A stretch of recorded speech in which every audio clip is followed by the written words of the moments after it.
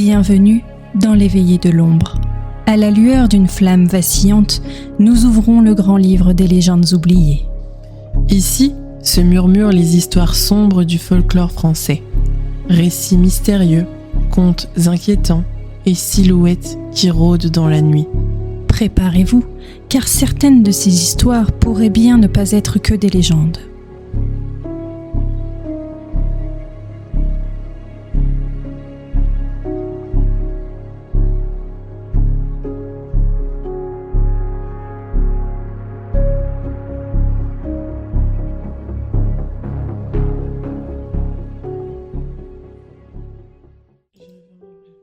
À Paris, les monuments portent souvent des histoires grandioses.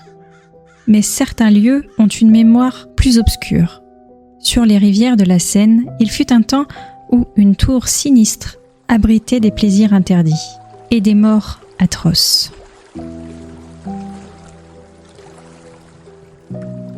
On raconte que la nuit, une silhouette féminine apparaissait à une fenêtre éclairée par une torche.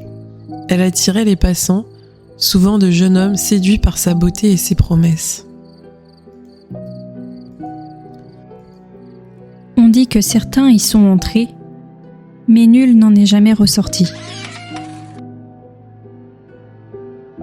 Dans cette tour, les couloirs résonnaient de rires et de festins nocturnes. Les hommes étaient charmés, envoûtés, conduits dans des chambres richement ornées. Au matin, il ne restait d'eux que des corps brisés, jetés dans les profondeurs de la Seine. Le courant se chargeait d'effacer toute trace, comme si la ville elle-même voulait oublier.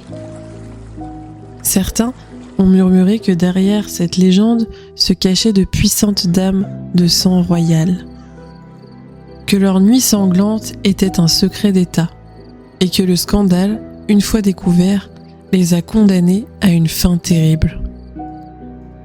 Imaginez Paris au XIVe siècle. La Seine noire, les brumes épaisses. Vous marchez près des murailles. Soudain, une fenêtre s'illumine. Une main délicate vous fait signe. La promesse d'une nuit envoûtante. Mais au fond de vous, vous savez que ce geste est peut-être votre dernière vision.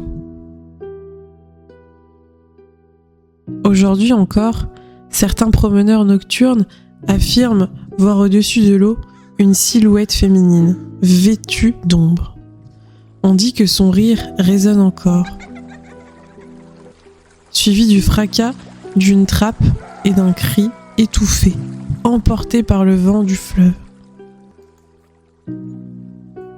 Cette histoire, entre rumeur et réalité, hante Paris depuis plus de 600 ans.